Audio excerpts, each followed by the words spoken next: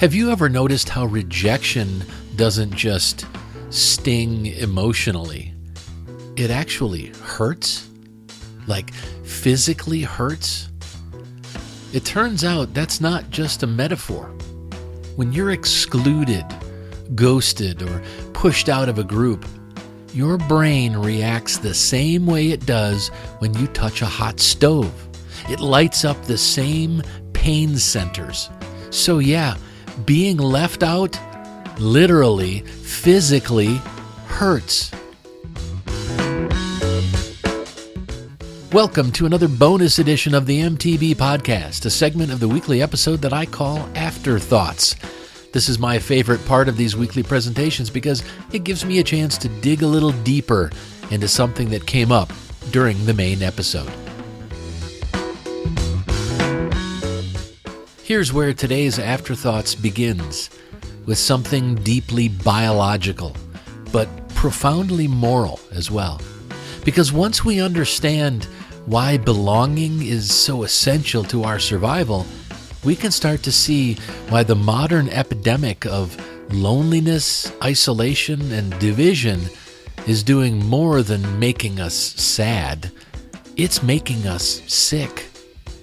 So if you're ready, let's spend a few minutes talking about why exclusion hurts so much in this episode of Afterthoughts.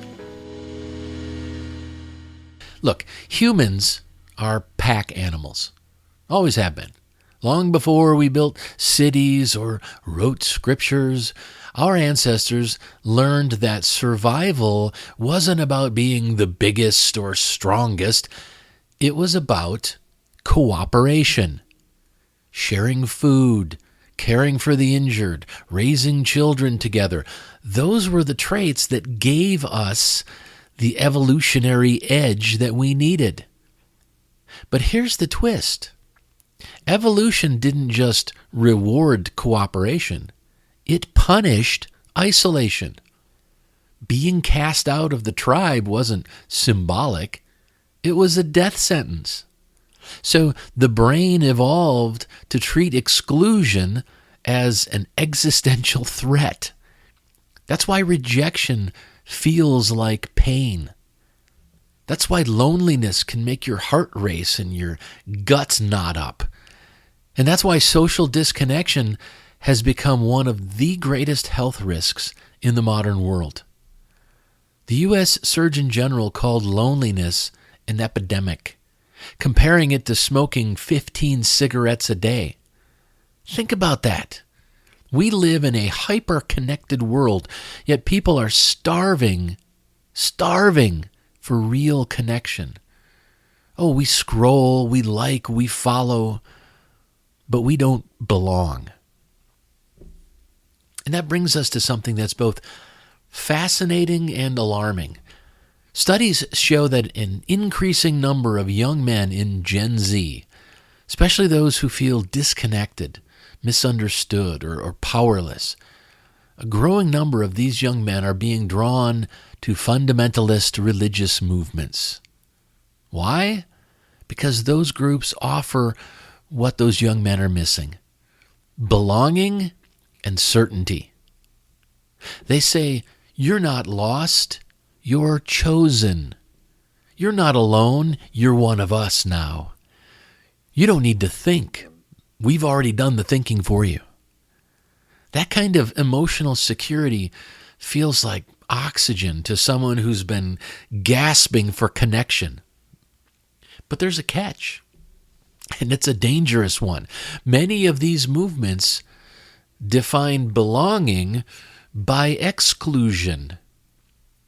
Right? You're only in if someone else is out.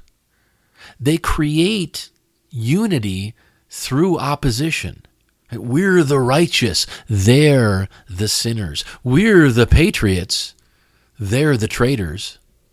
We're the godly, they're the godless heathens. And disturbingly, we're seeing some of these young men gravitate toward ideas that are openly authoritarian, even suggesting that women shouldn't have the right to vote. Yes, you heard that right. If you weren't aware, There's a movement within the evangelical Christian community, especially amongst Christian nationalists, to remove the right to vote, to take it away from women. That's not about faith. None of that is. That's about fear weaponized into hierarchy. It's the opposite of what real belonging is supposed to be. What's happening here is a kind of psychological bait and switch. These movements offer the illusion of inclusion. Come join us. You'll never be alone again. But the fine print says, you'll belong as long as you conform. That's not community. That's control. And it plays directly on our biology.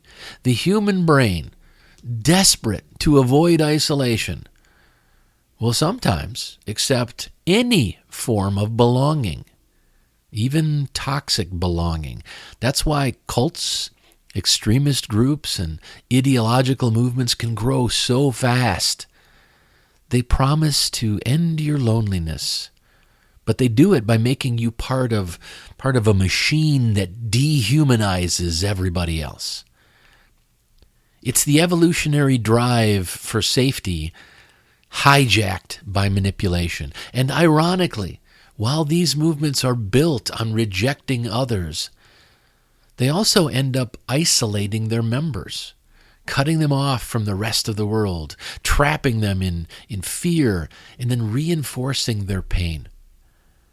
So the same brain that evolved to help us survive together can be tricked into helping us self-destruct separately.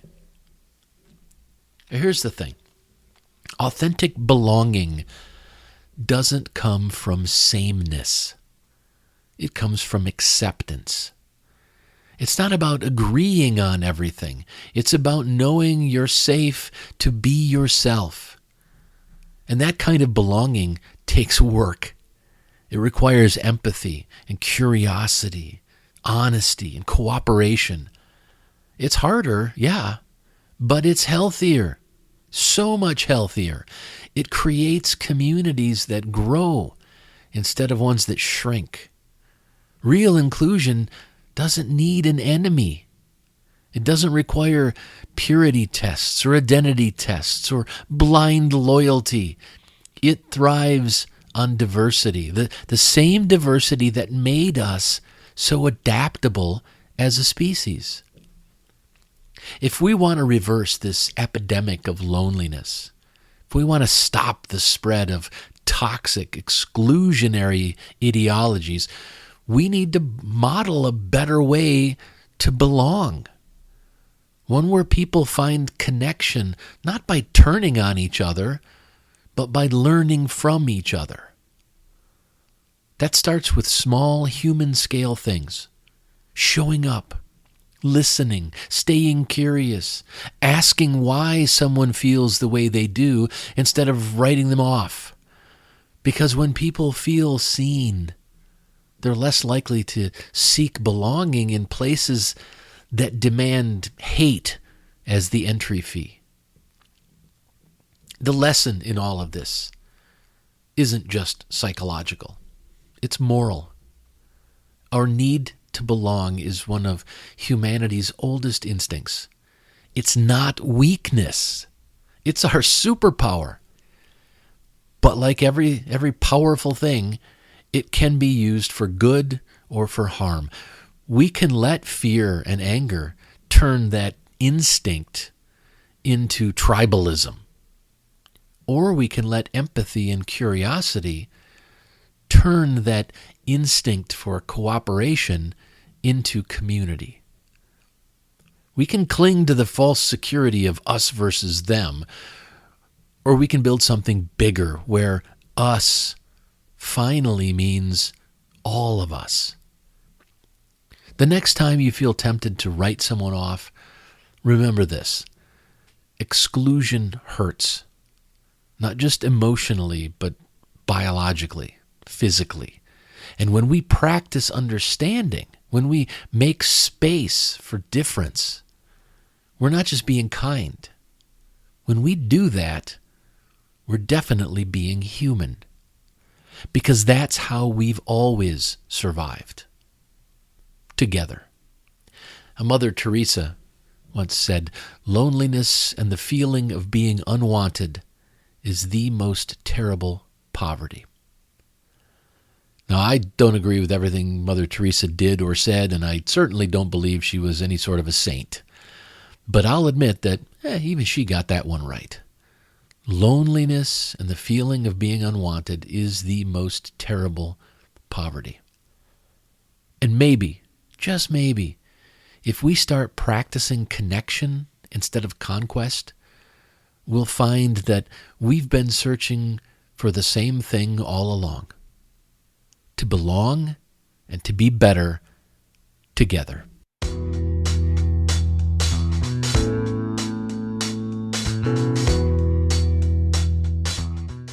All right, thanks for joining me for this episode of Afterthoughts. If you want to keep up on everything I'm doing, please head over to thecodaproject.com and subscribe to my newsletter.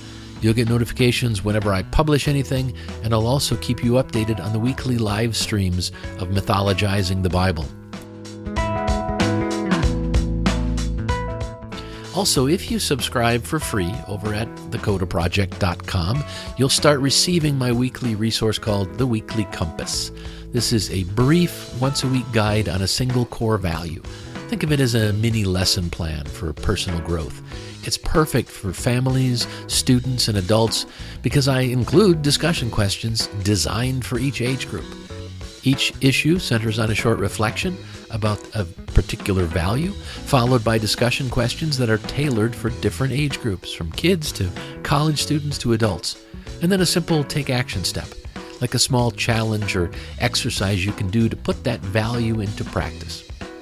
Especially for families, it's designed to be an easy way to ensure that at least once a week, you're making time to talk about morality, ethics, and core values. So if you're interested, go subscribe for free at thecodaproject.com. Thanks again for listening. Until next time, remember to question everything, keep what's good, and live what matters.